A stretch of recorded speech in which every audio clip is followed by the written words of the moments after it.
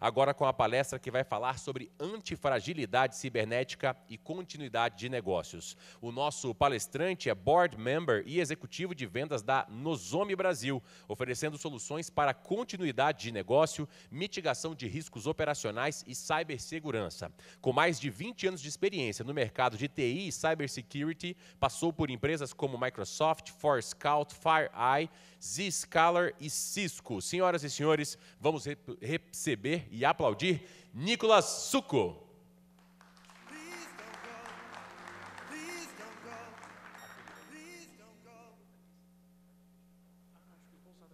Será que eu não posso usar esse aqui? Vou usar, tá ótimo.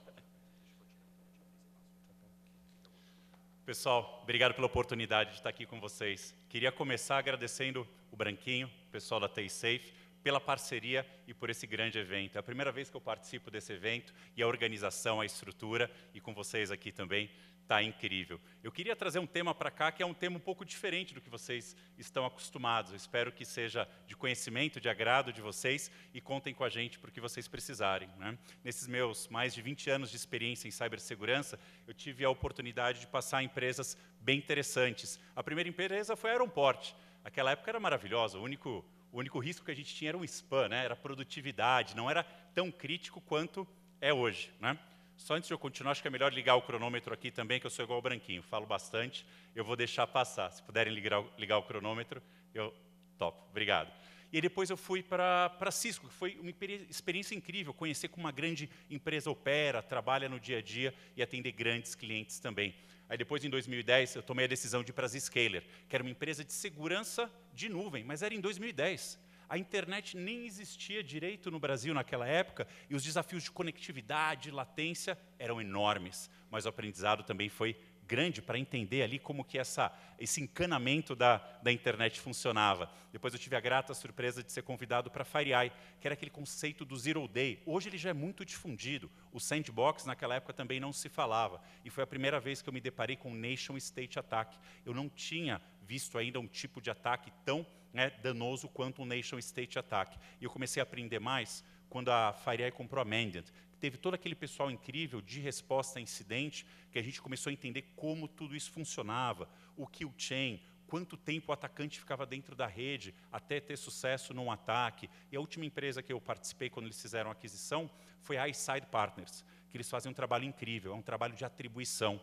Quando você é atacado, principalmente por um Nation State Attack e os grupos cybercriminosos, você entender quem que fez esse ataque frente a você pode dizer muito da onde você está inserido politicamente e quais são as técnicas, procedimentos e ferramentas utilizadas por esse grupo para que você possa, num próximo eventual ataque, conseguir estar um passo à frente desses atacantes, né? Depois eu fui para a Forescout, que eu já usava um pouco desse discurso que eu estou usando agora, que é o de visibilidade, inventário, não ser intrusivo para a rede, foi bem interessante essa época, e depois 4 anos de Microsoft. A gente montou a operação de cibersegurança da Microsoft para a América Latina. E lá eles fizeram a aquisição de uma empresa que o foco era de OT. Eu falei, opa, tem algo bem interessante para a gente desenvolver no mercado. Quando eu olho o OT hoje, é como se fosse TI há 10, 15 anos atrás. A certeza que a gente tem é que tem um caminho, tem tecnologia, tem pessoas com conhecimento, mas a gente tem que passar por essa jornada, né, da melhor forma possível. Toma tempo,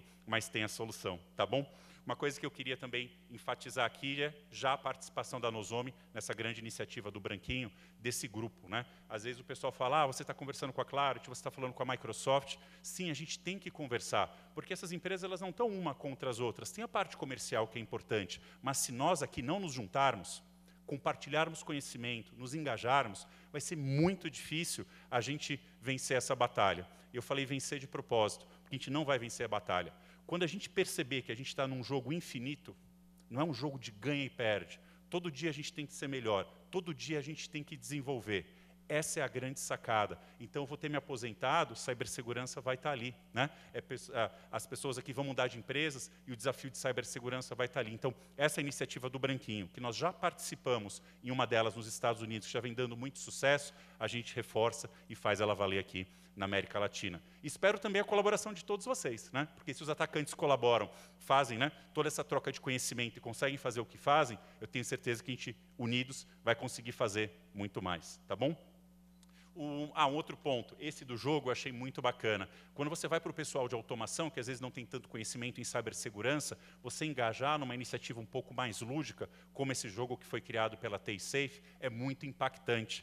As pessoas sempre falam, né, o problema é do usuário, aquela pecinha que fica entre a cadeira e o computador. Eu queria tentar mudar esse paradigma. Eu sei que é difícil, mas se a gente empoderar o usuário, empoderar o colaborador, a gente tem certeza que se a tecnologia falhar, se um processo falhar, ainda tem uma outra camada, a última camada, que pode ser o próprio usuário. Tá bom? Então, começando aqui o nosso bate-papo, eu trouxe um tema que eu usei muito, mas eu coloquei ele aqui de início só para provocar vocês. Eu não queria que mais ninguém falasse de resiliência cibernética. Resiliência operacional, eu acho que sim, ainda continua fazendo algum sentido, mas resiliência cibernética não faz mais sentido frente ao tamanho dos desafios de hoje. Por quê? O que eu entendo que faça mais sentido é essa nova abordagem, uma abordagem de antifragilidade cibernética, para garantir o quê? A continuidade de negócio. Eu não imaginei que em 20 anos de carreira eu fosse ver água sendo, né, quimicamente alterada para envenenar um grupo de cidadãos. Né? Teve um que saiu ontem, né, que era dentro de uma usina, eles conseguindo explodir um forno e ter um controle tão preciso que eles esperaram as pessoas saírem ali do chão de fábrica para concluir o ataque. Então, eles estavam com acesso até às câmeras, provavelmente. Né? Então, esse tipo de ataque que a gente tem hoje, né, realmente é um desafio enorme. E sabe por que esse desafio não vai parar? Porque é um negócio. Quem chuta aqui quanto o cybercrime ganhou no ano passado em milhões, trilhões ou bilhões de dólares? Quem acha que é bilhão, levanta a mão. Trilhão. Trilhão. 6 trilhões de dólares. Para 2025, chegaremos a 10 trilhões de dólares. Então, é um negócio muito rentável, um negócio que é muito difícil você ir para a cadeia, não tem leis. Então, isso não vai acabar tão cedo. E o outro desafio também é que são organizações, né, que estão escondidas atrás da dark web. É muito difícil chegar até eles. Então, esse desafio ele vai continuar. Então, como é muito rentável, a gente também tem que ter uma postura melhor frente a esses desafios. Quem já tinha ouvido falar de antifragilidade? Ótimo. Talvez vocês tenham ouvido falar na área de negócios ou já era na área de TI? Negócios? TI, eu vi, foi numa live do Bruno Perini. Depois ele até gravou, ficou disponibilizado no YouTube, que no final do dia é uma frase que o Nicolás Nassim Taleb escreveu esse livro, ele fala que ele cunhou essa palavra. Essa palavra não existia. Ele teve que criar essa palavra para representar o que é o imediato contrário de frágil. Frágil eu acho que é normal a todos aqui, todos sabem, uma taça de cristal é frágil, a nossa bagagem, né, quando colocamos lá aquele adesivo, ela é frágil. O frágil é o quê? Averso ao impacto. Então, se eu tenho impacto frágil, ele já não é resistente. Todo mundo falou, eu falei muitas vezes, que o contrário de frágil era o quê? Robusto, resiliente. Mas não é uma estratégia tão inteligente, porque olha só, eu vou dar um exemplo para vocês. A palmeira, quando ela está numa baita tempestade, ela dobra, ela não quebra. Depois da tempestade, ela está normal, pode estar um pouco desfolhada, mas ela está quase exatamente como era antes. Mas ela não ficou com uma aerodinâmica melhor, aonde na próxima tempestade ela vai conseguir ficar ereta. Um outro grande exemplo da mitologia é a fênix. Se a fênix morre, ela ressurge, certo? Mas, se ela morreu, por exemplo, por um tiro de revólver, ela não volta à prova de bala.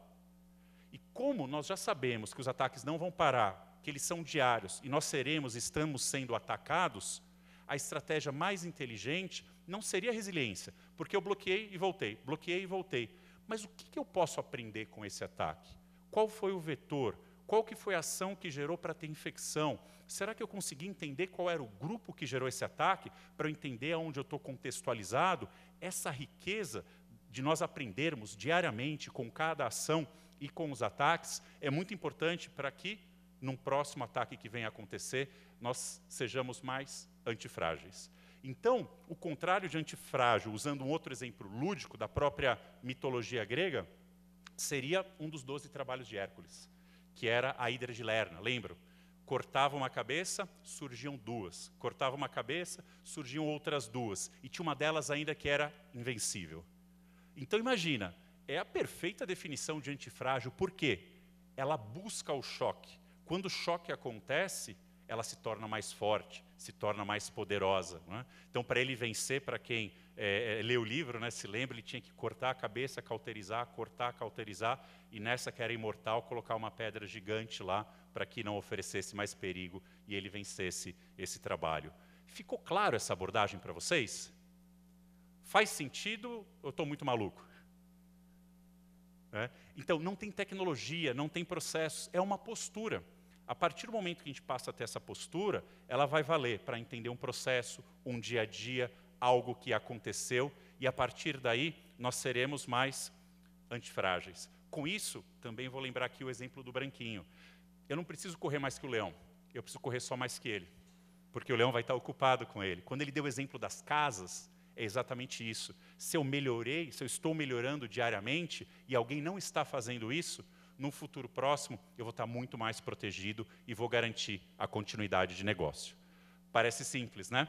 Mas, para atingirmos a antifragilidade cibernética, são vários pilares. Eu vou abordar algum desses pilares aqui, tem outros também. Eu vou abordar os que fazem mais sentido para esse evento, mas se vocês tiverem a oportunidade de ler o livro, o nome do livro é Antifrágil mesmo, do Nassim Nicolás Taleb, ele dá outros exemplos. É um livro um pouco pesado, mas você tira insights incríveis de lá. Intervencionismo ingênuo. Alguém já tinha ouvido essa palavra também? No dia a dia, na política, a gente sofre muito isso. Eles fazem uma lei, fazem alguma alteração, não sabem exatamente qual que vai ser aquele impacto e gera um problema maior do que inicialmente existia. Isso aconteceu muito com o pessoal de automação, o pessoal de OT. O pessoal de TI, na ânsia de resolver esse desafio da cibersegurança, por que virou um problema, né, a cibersegurança para o pessoal de TI? Eu brinco que assim, quem que foi que plugou aquele cabinho azul aqui dentro? Eu estava bem, estava apartado, não tinha conectividade nenhuma, mas a automação gerou ganhos incríveis de produtividade, de acompanhamento, de N coisas que são muito importantes para o negócio. Então, ele tem que continuar. Mas eu não posso usar o mesmo remédio que teve sucesso em TI e implementar sem consultar o pessoal da planta, o pessoal da engenharia, quem conhece realmente de automação. Vocês devem ter algumas cicatrizes, alguns cabelos brancos desse período. Aonde aconteceu o quê? Vou fazer um scan de vulnerabilidade. Parava a produção. Vou instalar um agente. Parava a máquina do supervisório. Então, isso que funcionava em TI, não necessariamente vai funcionar em OT. Então, essa empatia para com a operação é o mais importante nos dias de hoje. Lógico que um SOC de TI pode agregar muito para a área de OT. Tem coisas que são comuns a essas áreas. Mas, e os protocolos, as variáveis, as alterações?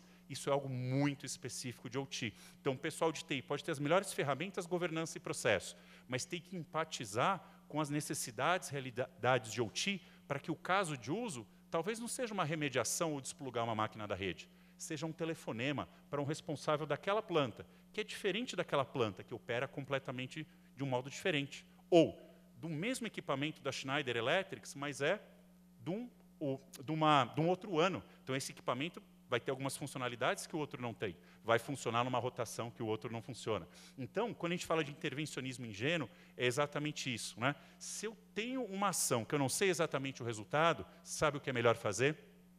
Não fazer nada, para não gerar um impacto maior do que a gente imagina. Né? Então, eu uso bastante essa abordagem do intervencionismo ingênuo no dia a dia. E o efeito Lindt era uma doceria, uma delicatessen, em Nova York. Né? Falam que a torta de lá nem é tão boa, mas lá se encontravam os comediantes para fazer stand-up comedy. E eles tinham uma teoria que depois foi comprovada cientificamente, que dizia o seguinte: se eu sou um comediante que estou no meu primeiro dia de apresentação, o meu tempo de vida ali seria no máximo mais um dia.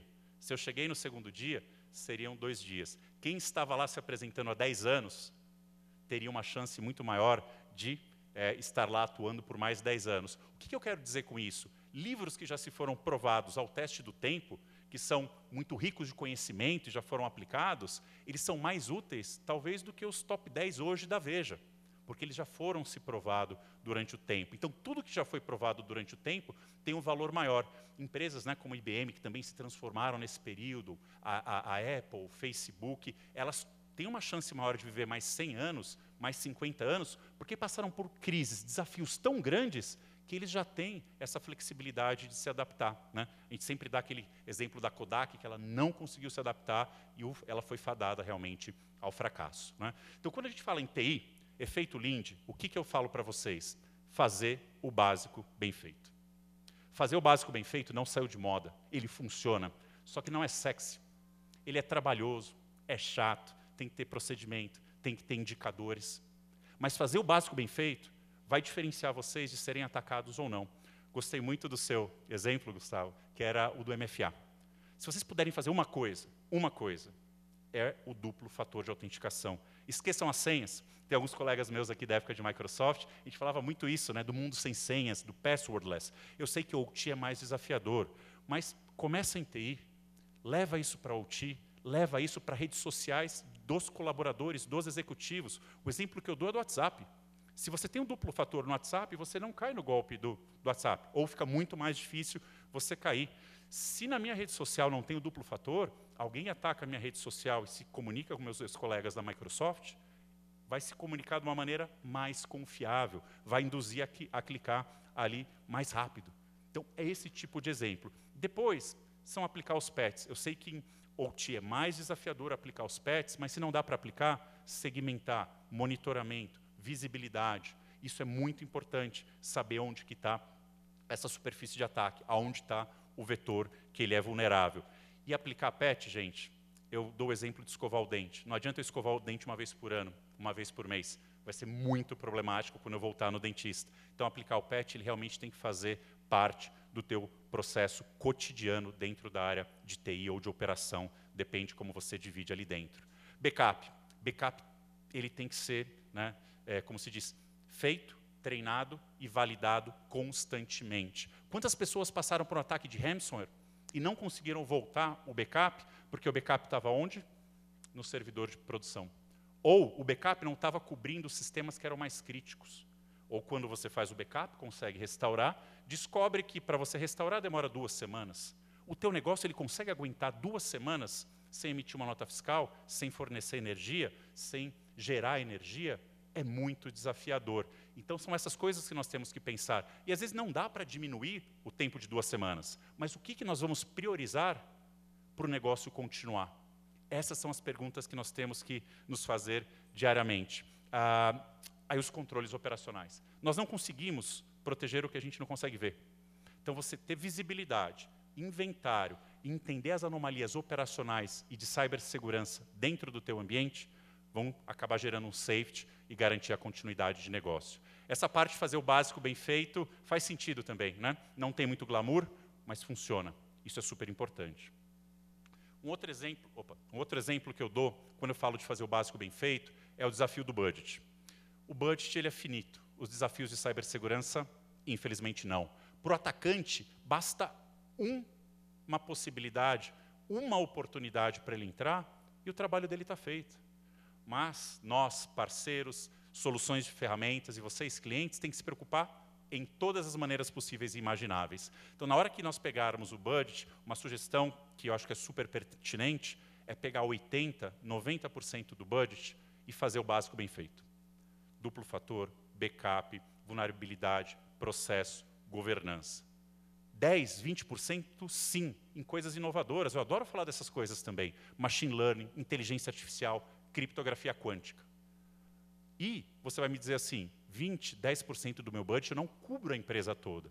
Concordo, não cobre. Mas as joias da coroa, o que é mais importante para o teu negócio, você tem uma grande chance de conseguir cobrir com isso. E você validando esses processos, você apresenta casos de uso mais relevantes para o negócio, você aumenta esse budget e consegue proporcionalmente ter investimentos que são mais impactantes. E depois que o básico está bem feito, aí sim, inovar, fazer coisas super super inovadoras. Faz sentido essa parte? Faz, né? Tem muitas pessoas que eu converso ainda hoje que eles tendem a, sabe, não, eu vou deixar a tecnologia resolver e é só machine learning, só inteligência artificial. É importante sim, mas sempre vai ter ali um usuário sem MFA, um usuário de administrador na mão de terceiros, uma API sem visibilidade, sem segurança, esse tipo de, um acesso remoto que não é mapeado, esse tipo de coisa que pode acontecer. Então, e quando a gente fala do conceito da via negativa, tem muito a ver com uma solução de SOC, processo e governança também, que seria o quê? Uma desconfirmação, ela é muito mais poderosa do que uma confirmação. Isso é um ataque, perfeito. Isso aqui, eu não sei se é um ataque. Será que ele é? Como que ele está se comportando? Por onde que ele entrou? Quais são as características dele? Com quem ele está se comunicando? Pode ser que alguém, na hora da monitoração do SOC, fale, isso aqui não é nada, deixa para lá. Esse deixa para lá pode sair muito caro, porque realmente pode ser um atacante que ele conseguiu entender tão bem, não só como funciona a tua infraestrutura, mas como se comporta o tráfego da sua rede, como se comportam os usuários, e aí com isso ele conseguiu ter sucesso no ataque. Quando eu falo que uma desconfirmação é muito poderosa, é você fazer todo esse processo de resposta a incidente, chegar lá no final com a área de negócio, com a pessoa que cuida daquele processo e falar assim, não, é um processo normal mesmo. Mas olha só que incrível, você validou o início, meio e fim do teu processo, da tua governança, e você também acabou aprendendo daquele processo que você não tinha tanto conhecimento, e ele passou a fazer parte desse core todo da sua solução. Então ficou claro também essa parte, né, de uma desconfirmação, porque é por ali que realmente pode dar um problema muito grande. Skin in the game. Skin in the game ele é muito importante, não só para todo e cada um dentro de TI, de TA ou dentro da área de segurança, mas para o negócio também. Ninguém está imune de ser um agente ativo de todo esse processo. Vou dar um exemplo para vocês. Se o alarme de incêndio tocar aqui agora, todo mundo sabe o que fazer? Fala que sim, por favor, gente. Procura a saída de emergência e a gente se encontra lá fora. A gente não pode ficar aqui, né? Aí o exemplo que eu dou, quando eu estou falando com o pessoal que é mais de negócio, eu uso esse exemplo do alarme de incêndio, porque todo mundo já treinou alguma vez uma evacuação de prédio, já ouviu falar, é de conhecimento comum a todos. Só que cibersegurança não é. Mas hoje cibersegurança toca todo mundo dentro da empresa. Então, na hora que eu chego e faço esse exemplo na mesa de executivos e falo, se hoje um ataque criptografar todos os computadores, todos os serviços, todo mundo aqui sabe o que fazer? Ah, não, isso é do menino da cibersegurança, é da menina da TI. Não, é um desafio de cada um que está nessa sala. Qual o parceiro que a gente vai contatar para ajudar? Como que a gente começa a priorizar o processo de restore do backup? Como a gente segmenta a rede? Criamos um ambiente novo ou não? Como que o presidente vai trabalhar com a área de comunicação para soltar esse comunicado ao mercado? Se eu falar que deu problema em tudo, o impacto é muito maior quando você chegar no final e descobrir que não foi tudo. Mas a mensagem do tudo já foi dada. Se você chegar e der uma notícia de quase nada aconteceu, depois você perde credibilidade, porque realmente se alastrou um pouco mais esse ataque. Você vai contratar um negociador ou não? Porque é importante. Quando você contrata um negociador que ele é especialista nesses grupos de ransomware, você ganha tempo, você consegue confundir eles um pouco e acaba sendo uma grande oportunidade de você conseguir restaurar o backup sem ter um impacto tão grande na tua operação. Como o Branquinho falou, não é uma opção pagar. Tivemos alguns casos, como o da Colonial Pipeline, que eles tiveram que pagar. O CEO da Colonial Pipeline falou assim, foi a decisão mais difícil que eu tive que tomar na minha vida. Porque não era só pagar ou não, convencer o board administrativo. Quando você tem uma empresa dessas que está ligada à infraestrutura crítica, você vai fazer o pagamento desse resgate, você tem que pedir autorização para o pessoal de antiterrorismo. Porque é uma forma, né? Uma extorsão de terrorismo. Então, para ele, foi uma situação horrível. Algo que aconteceu nesse ataque que foi emblemático foi mesmo que depois que eles pagaram, eles conseguiram achar o dinheiro, né? Recuperar a carteira e tal, mas a gente não pode esperar que isso venha a acontecer. E quando você paga um resgate, é batata. Você entra para a lista dos bons pagadores. Na hora que ele não consegue monetizar mais nenhum dos ataques novos, ele volta para quem já efetuou o pagamento. Porque muitas vezes as pessoas não tomam ação nenhuma, continuam com as mesmas vulnerabilidades, e ele sabe que se tiver isso no ataque, aquela empresa vai efetuar o pagamento, né? E quando acontece um ataque desse, é o que eu falo para o pessoal, dá dor de barriga, dá tremedeira, dá uma suadeira. Porque está todo o teu ambiente parado. O nível de estresse, de tensão, de cobrança é enorme. Quando eu estava na FireEye, que eu trabalhei junto com o pessoal da Mended, também participei de várias respostas a incidente. Quando eu estava na Microsoft, é o pessoal do Dart Team, que faz um trabalho incrível também. Eu tinha que sentar com o pessoal numa mesa, sabe, estava muito estresse e falar, esse processo vai demorar 2 semanas. E é importante que vocês entendam que vai durar 2 semanas. Porque tem que ter o pessoal indo dormir, ir para casa, descansar, tem que ter rotatividade de pessoas, tem que saber quais os parceiros que vão acionar. Então, quando a gente fala skin the game, é treinar esses cenários, ter o buy-in dos executivos, do negócio, mas quando a gente fala com eles, não dá só para falar o tecniquez, tem que sempre levar a mensagem de risco. Olha a minha exposição, frente às ameaças, os desafios de hoje, vamos reduzir esse risco, qual é o seu apetite ao risco? Essa linguagem eles entendem melhor. Eu sei que muitas vezes santo de casa não faz milagre, mas tem muitas empresas que nos apoiam a fazendo aqueles tabletop exercise, que você fala, olha, se o ataque acontecer por aqui, como que a gente faz? Vamos pegar um ataque que aconteceu nos últimos meses e replicar, não infectando, mas o processo, para ver se nós estávamos preparados para tudo. E durante esses exercícios, o pessoal vai entendendo o tamanho do desafio. Tem parte do exercício que é uma parte de tensão, para ver como as pessoas se comportam. Já vimos pessoas que não conseguiram operar, realmente congelaram, e pessoas que eram analistas virarem grandes heróis. Mas era só um treinamento. Quando isso acontecer de verdade, você já vai saber como cada um do teu time vai reacionar. E como eles já passaram por aquilo, não vai dar tanto frio na barriga, não vai dar tanta tremedeira, e o teu negócio vai voltar ao ar muito mais rápido. Também já vi absurdos de contratar empresas para fazerem todo um processo de resposta a incidente, pegar aquilo e deixar na gaveta. Ah, eu já tenho, estou check, estou compliance. Compliance não é segurança. E aí você fala assim, ah não, quando tiver o incidente, eu vou lá e leio. Sabe qual a chance de você ler e entender o que está ali, num processo de estresse tão grande quanto esse?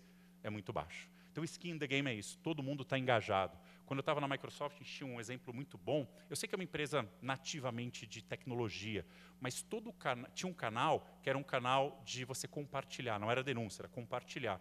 Então, se por algum motivo eu cliquei num link e falei, opa, eu acho que não era isso que eu deveria ter feito, ou abri um arquivo, agora eu notei que tem alguma coisa errada. Esse canal é um canal seguro, que você compartilha o que passou, você é acolhido nesse processo, eles conseguem evitar que o ataque se alastre muito, porque o pessoal fica com receio, né? Ah, eu vou falar que eu cliquei no link e eu vou ser mandado embora. Eu abri o arquivo, vou ser penalizado. Eu sei que é difícil colocar isso dentro da cultura da empresa, mas é muito importante, porque essa pessoa que conseguiu evitar que o ataque se alastrasse, ela tem que virar um herói no cafezinho, ela poder compartilhar, foi ele que ajudou a evitar que aquele ataque acontecesse. E eu digo que não é só um treinamento de phishing, é explicar, compartilhar o tamanho do problema, do desafio no dia a dia, para aquela pessoa falar, ah, eu entendi agora por que eu não posso clicar. Não é porque não, é porque eu posso gerar um problema muito maior. Eu sei que tem vários treinamentos que têm isso, mas eu sempre digo que contextualizar é melhor do que só explicar como que funciona um ataque desse. Então, aqui foram alguns conceitos que eu falei para vocês de como montar uma abordagem ou um mindset antifrágil. Dentro do livro, outras literaturas, tem mais pilares que vocês podem adotar que fazem do teu dia a dia uma rotina, um processo que você consiga cada vez mais ter isso como parte da tua cultura da empresa, dos times de segurança e dos times de TI. Tá bom? Então, esse aqui era um pouco de compartilhamento de conhecimento, e agora eu queria compartilhar um pouco com vocês sobre como a Nozomi pode ajudar vocês dentro dessa estratégia antifrágil. Mais uma vez, não tem uma bala de prata. Não tem só produto, tem que ter serviço, tem que ter processo, tem que ter monitoramento, tem que ter governança. Junto dos nossos clientes, a gente está desafiando eles, quem tem um SOC de TI, já plugar ali o SOC de OT. Pegar pessoas, engenheiros, que conheçam ali do negócio de vocês, que eles compartilhem o que está tendo de visibilidade para criar casos de uso. E aí, essas equipes trabalharem juntas. Profissionais de cibersegurança são muito escassos. Globalmente, são 2 milhões de vagas abertas que a gente não consegue preencher. Em Latam, são 600 mil. No Brasil, são 300 ou 400. Eu não estou bem certo desse número, mas é um número muito grande. E uma coisa que eu sempre incentivo, quando eu faço palestra de carreira e apoio as empresas, é pegar pessoas, champions, né, dentro de automação, que às vezes estão desmotivados, né, estão há muito tempo naquela carreira e querem dar uma renovada, em vez de ir para outra empresa, trazer essa pessoa de automação para dentro de cibersegurança. Você criar esses champions dentro das outras áreas, dentro do pessoal que faz a parte de desenvolvimento. Quantas vezes a gente não vê uma comunicação insegura, usuário e senha passando, usuário e senha fraco. Então, na hora que você faz todo esse desenvolvimento do processo de automação, se ali já começa com algumas coisas básicas de segurança, já ajuda bastante, tá bom? Então, o primeiro ponto, para não impactar vocês no dia a dia, a Nozomi não é uma solução intrusiva. Nós vamos sempre ouvir o tráfego. Você faz uma configuração de um spam port dentro de um switch, às vezes o switch não suporta, né? Não é um switch inteligente, gerenciável, ou às vezes é um hub, pode ter um TAP ali dentro que manda esse tráfego para a gente. Mas o que eu quero dizer para vocês é, nós vamos escutar esse tráfego, não vamos fazer scan, nada disso. Ao receber esse tráfego, de maneira passiva, nós já mostramos toda a camada de visibilidade. Fazemos um inventário de todos os equipamentos que vocês têm, Honeywell, Rockwell, Schneider, todos esses equipamentos da área industrial, mas vocês vão notar que vai aparecer muito equipamento de IoT também. Uma catraca, uma câmera, um telefone IP, que no final do dia acaba sendo um vetor de ataque também. É muito bom você ter isso inventariado. E os dispositivos de TI. Pode ser um Windows XP, mas vai estar mostrando lá. Windows 10, um Linux, um tablet, um coletor, tudo isso faz parte da tua área de OT, de TA. Então é muito importante que você tenha visibilidade. Depois de visibilidade e inventário, nós temos uma parceria com todos os fabricantes dessas áreas, desses equipamentos, desculpa. Então, se eles já documentaram como esse equipamento funciona, rotação, amperagem, todas essas informações que tem de variáveis, nós já importamos para dentro do produto. Então, na hora que esse determinado equipamento começa a funcionar fora do padrão, eu já alerto, porque isso já me foi informado da fábrica, do fabricante. Outro ponto, end of life, end of sales. Às vezes a gente coloca o equipamento, tem equipamento que nem tem mais suporte, mas ninguém da planta sabia que aquele equipamento tinha entrado em end of sales. E para ele trocar esse equipamento, como ele ficou sabendo em cima da hora, vai demorar 2 anos. É muito tempo. Depois que a gente teve essa visibilidade dos equipamentos, todos os protocolos, as sessões estabelecidas, né, para comunicação e também as variáveis. Será que eu posso fazer uma alteração no meio do dia útil, onde tem operários no chão de fábrica? É melhor não. Será que tem uma manutenção que não foi programada, que está sendo feita àquela hora? Ou é alguém sabotando que conseguiu atacar aquele sistema? Então, essas anomalias operacionais são super importantes que vocês tenham visibilidade de tudo isso. E depois também as anomalias cibernéticas, que são as ameaças, as assinaturas, ataques. Só para vocês saberem, a Nozomi é a única empresa reconhecida pelo NIST que pode lançar os CVEs para os firmwares de IoT, de OT, de tanto que o nosso laboratório lá em Mandriço, na Suíça, faz pesquisa e desenvolvimento e tem sido tão assertivo que a gente pode nomear esses CVEs pela gente mesmo, não precisa submeter para ter ali uma classificação ou uma nomenclatura, um código por parte deles. Então essa nossa parte é muito interessante. E nós lançamos um serviço, ainda não está disponível para consumo, mas é a subscrição.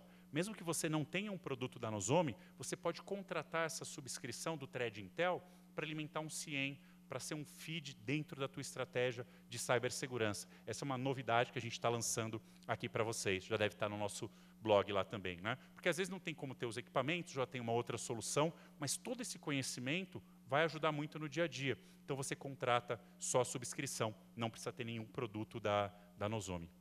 Então essa é uma outra novidade, tá bom? Um outro ponto que é super interessante. Então, depois que a gente deu visibilidade, quantos dispositivos tem conectados, nós vamos fazer um projeto, qual que é o desafio? Fazer um sizing, entender a arquitetura. Muitas vezes a arquitetura dentro da área de automação tem um assessment que foi feito há muito tempo atrás, um assessment manual. Fica difícil você fazer um sizing desse projeto. Ou você faz um sizing gigante, o projeto fica caro e inviabiliza, ou você faz um sizing pequeno e o projeto não cobre tudo que tem dentro do teu ambiente. Então a Nozomi lançou algo inovador no mercado. Essa solução chama Vantage. Vocês têm máquinas virtuais ilimitadas e o licenciamento é por número de dispositivos protegidos. Quanto mais dispositivos protegidos, menor o custo de proteção por dispositivo. E se você precisar de um hardware para alguma área mais específica que não suporta um hypervisor, você pode pegar os equipamentos, mas aí você só paga pelo quê? Lata, um hardware mesmo, e o suporte para se precisar do RMA. Mas o custo cai muito desse projeto. E ainda tem os equipamentos especiais, aqueles fortificados, para áreas que têm trepidação, alta temperatura, baixa temperatura, impedância. Esse equipamento ele consegue estar nesse ambiente e durar por muito tempo. Então, esse modelo do Vantage é transformador, porque você começa um projeto, olha, Nick, eu vou começar só aqui nessa área. Tá bom, estou protegendo ali 5.000 dispositivos. Você só paga por 5.000. Depois de um período, a gente faz a recontagem. quantos que você... estou para 6 mil. Faz só a diferença. Então, você consegue investir conforme você vai tendo as suas áreas protegidas. Ou, muitas vezes, dividir por centro de custo. Porque as fábricas têm seus centros de custos, né? Subestações, regiões, você consegue fazer isso e separar isso dentro de um mapa geográfico. Ou, melhor de tudo, já ter tudo isso como serviço dentro da TISafe. Então, nós temos um modelo MSSP que você pode pagar mensalmente para TISafe e já ter a licença da Nozomi embarcada.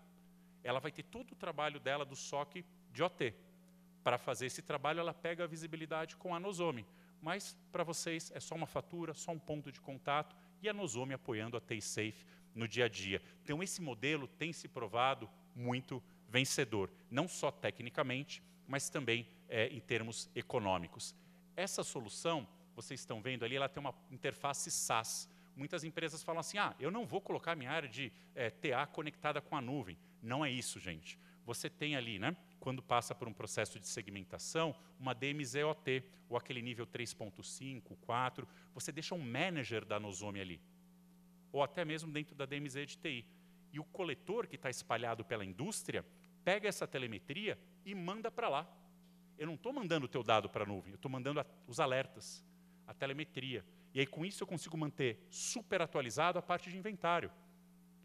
Isso ajuda bastante no dia a dia. Ou você fala, não tem como eu me conectar com a nuvem por maneira alguma, mas eu adorei o modelo de negócio. Tá bom, você consegue os coletores ilimitados, managers ilimitados, mas não tem a tua interface de nuvem. Você só adquire o modelo de negócio. Então, acabou ficando bem flexível para vocês no dia a dia terem uma solução como essa, né? Hardwares fortificados, tradicionais, virtuais, ou tudo como serviço dentro da plataforma MSSP da TISafe. Tá?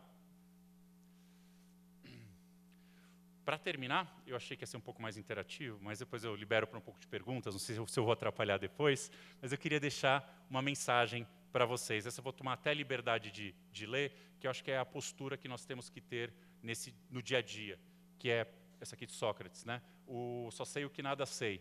Por menos certezas, aceitar mais as incertezas e tomar decisões baseadas em probabilidades e cenários de exposição. Quando nós temos essa linguagem, fica muito mais fácil se conectar com o negócio, fica muito mais fácil colocar os investimentos para você reduzir exposição, reduzir o teu risco operacional. E com tudo isso, garantir a continuidade de negócio. Tá bom? Espero que vocês tenham gostado, que ninguém tenha dormido, depois do almoço é um pouco mais difícil. Nós estamos com um stand aqui fora, que não só tem a nossa solução no ambiente de demo, mas aquela parte onde vocês estão simulando o ataque, ali no fundo, que vocês viram quando voltaram do almoço, o Nozomi está monitorando aquele ambiente também. Então, se vocês fizerem um ataque lá, deem um pulinho no nosso stand para ver como que nós identificamos esse ataque. Vai ser uma experiência super legal. E amanhã, às 9h15, deixa eu pegar uma cola, 9h15, o Alexandre Freire, nosso super engenheiro, todos vocês já conhecem ele, eles vão estar fazendo um laboratório aqui na parte de cima, se eu não me engano. Ali. Nesse laboratório, vocês vão colocar a mão na massa, ver como configura o produto, ver os alertas, dashboard. Começa às 9h15. Só tem que fazer uma inscrição que a gente está fazendo ali onde vocês pegaram o crachá. Como as vagas são limitadas, se vocês tiverem interesse, já prometo que vai ser super legal, se inscrevam lá. Esse laboratório vai ser bem útil para vocês no dia a dia. E amanhã, às 10 horas, também vai ter o case da Gerdau. O case da Gerdau mostra tudo isso que nós falamos, né? Essa camada de serviços da TISafe, algumas tecnologias utilizadas, uma delas que é a Nozomi. Então, espero que vocês tenham um bom evento. Obrigado pela oportunidade e contem sempre com o nosso apoio. Valeu!